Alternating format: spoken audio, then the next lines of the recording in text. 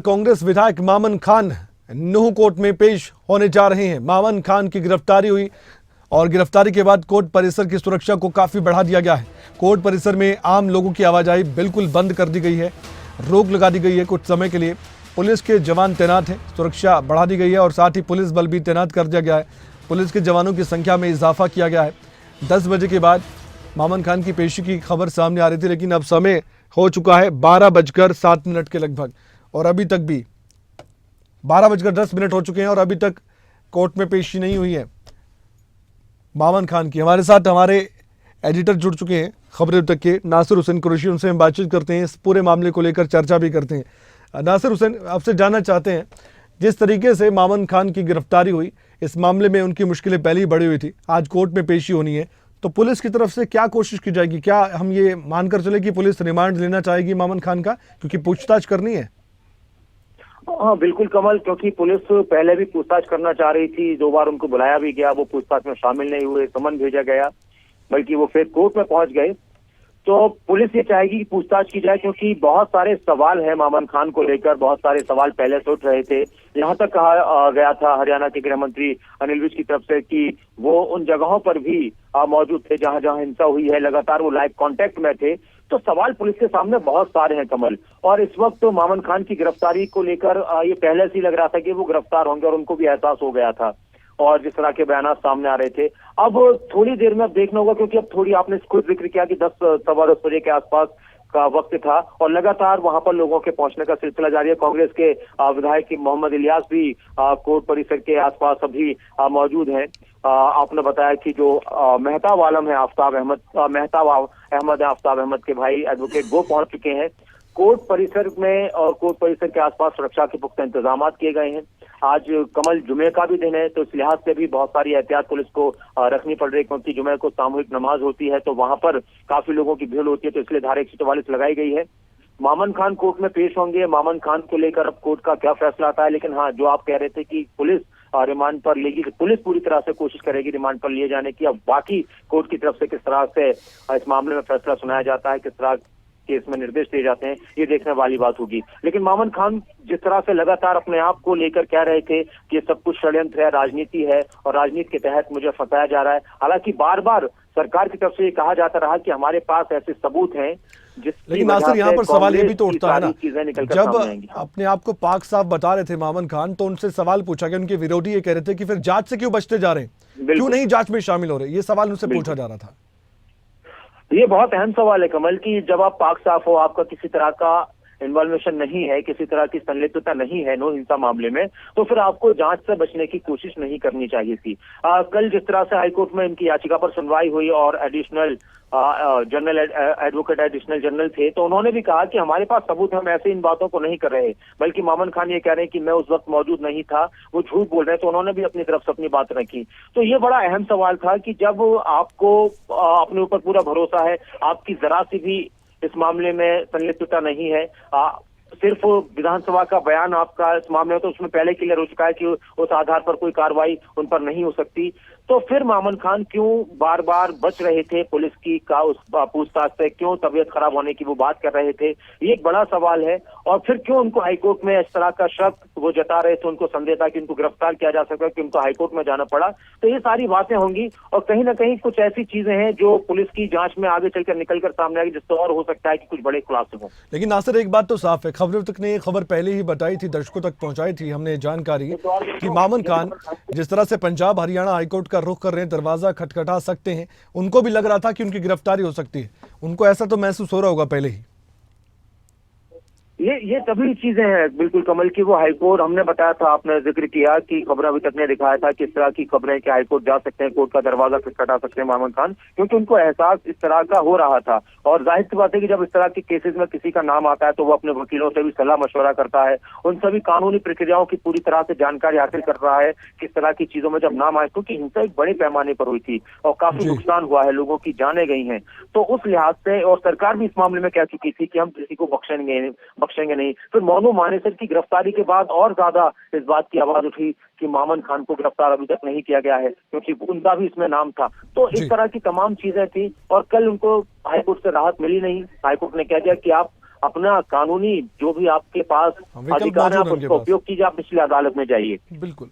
नासिर, मैं चाहता हूं आप हमारे साथ बने रहें, लेकिन उससे पहले मैं दर्शकों को नूह के डीसी का बयान भी सुनाना चाहता हूं। आपकी जानकारी के लिए हम बताना चाहते हैं कि नूह में इस वक्त धारा 144 एहतियातन तौर पर लगाई गई है और इंटरनेट सेवा को भी आंशिक तौर पर बंद करना पड़ा है। ये सब कुछ कानून व्यवस्था को लेकर है। एक बार आप सुनिए नूह डीसी ने क्या कहा।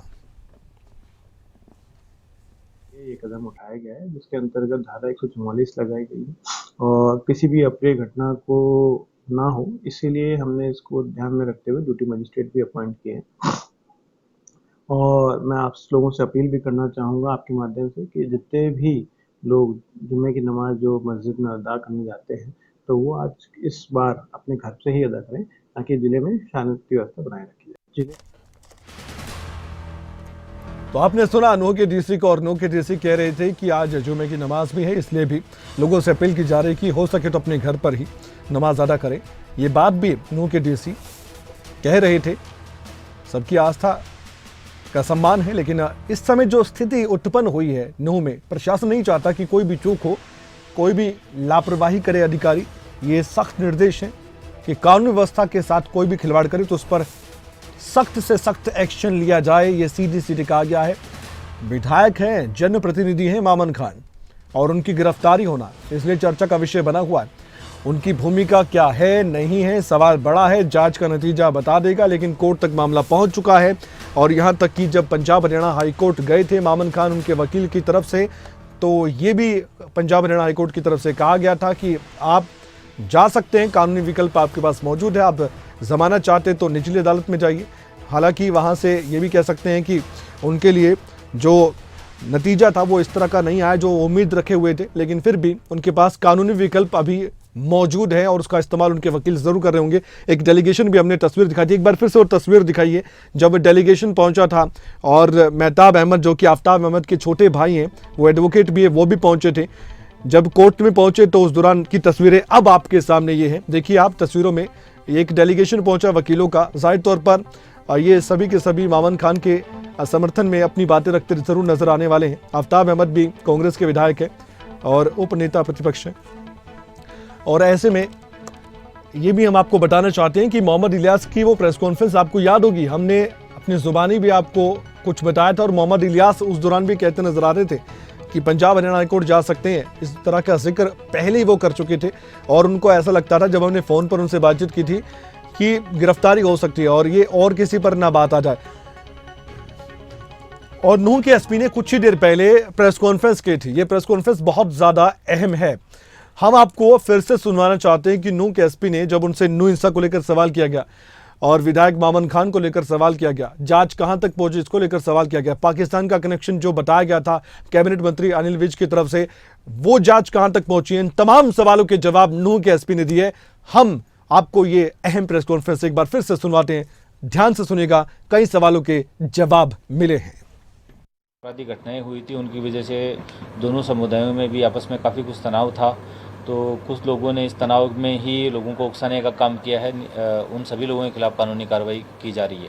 सर, क्या फिजिकली तौर पर ये वहाँ पर मौजूद थे मौके पर, या उन्होंने कहीं दूर से बैठकर ये जी, अब तक के जो तथ्यों के से साबित हुआ है कि ये वायलेंस से कुछ देर पूर्व तक वहाँ पे मौजूद थे। इनका नाम सीधे तौर पर क्या वहाँ पर किसी की मौत हुई सर, या कोई घायल हुआ था वहाँ पे?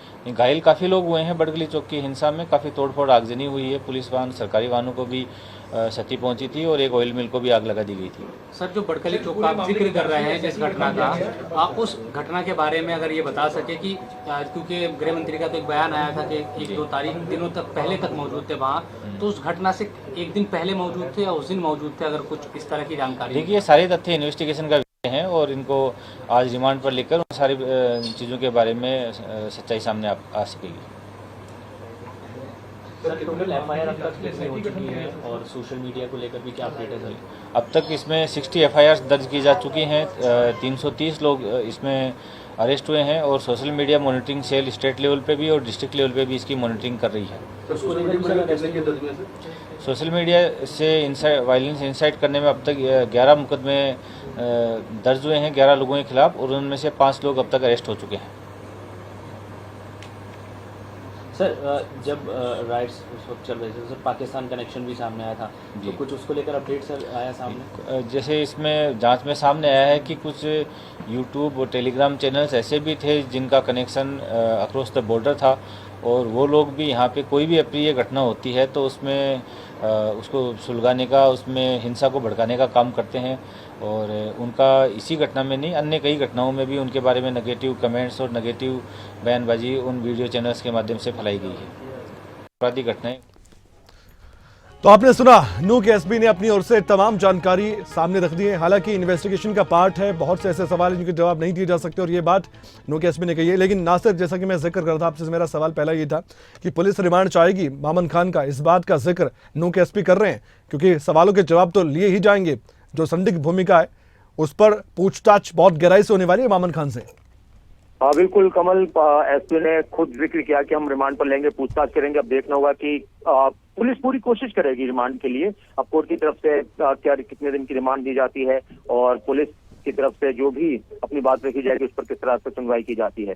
लेकिन हाँ, सवाल बहुत सारे हैं कमल पुलिस के सामने, और पुलिस इस बात से भी कहीं ना कहीं लेकर थोड़ा सा अपनी तरफ से कोशिश करेगी कि बार बार पुलिस ने बुलाया था, इंतजार भी करते रहे। आपको मालूम है कि पहले दिन जब मामन खान को पेश होना था तो बार बार खबर आई कि हाँ वो पहुंच गए हैं, फिर खबर आई कि नहीं पहुंचे, फिर खबर आई कि पहुंच गए। तो इस तरह की तमाम चीजें थी। ऐसा है कि और पुलिसकर्मी उनका इंतजार करते रहे और वो मामन खान नहीं पहुंचे थे। बाद में उनकी तरफ से कहा गया कि उनकी तबीयत खराब है। फिर दोबारा उन्होंने वक्त मांगा था कि कुछ दिन का वक्त मिले, फिर दूसरी तारीख निर्धारित थी, तब भी वो नहीं पहुंच पाए। और उसके बाद फिर मामन खान को लेकर ये चलने लगा कि वो हाईकोर्ट पहुंचेंगे, हमने दिखाया था, और ऐसा ही हुआ। उनको अपनी गिरफ्तारी को लेकर कहीं ना कहीं ये शुबहा था कि वो गिरफ्तार हो सकते हैं, और उन्होंने ये कोशिश की कि हाईकोर्ट के जरिए वो अग्रिम जमानत की बात करें। लेकिन हाईकोर्ट ने कह दिया कि आप अपने जिला अदालत में जाइए। और कल की बात है, कल ही शाम को उनको गिरफ्तार कर लिया। अब थोड़ी देर में पेशी हो जाएगी, सारी चीजें निकलकर सामने आ जाएंगी। अब बड़ी बात यह है कि जो सवाल उठ रहे थे, जिस तरह की संदेह मामन खान को लेकर किए जा रहे थे, जो सवाल उन पर उठ रहे थे, जो संलिप्तता की उनकी बात आ रही थी, वो किस आधार पर और किस तरह से पूरी तरह से निकलकर सामने आती है, और क्या कुछ और चीजें होंगी जिसको लेकर पुलिस की तरफ से पूरे नूह हिंसा मामले में खुलासा किया जाए। बहुत बहुत धन्यवाद नासिर हुसैन कुरैशी, आप हमारे साथ जुड़े, आपने इस पर चर्चा करके बहुत सी जानकारी भी दर्शकों तक पहुंचाई है।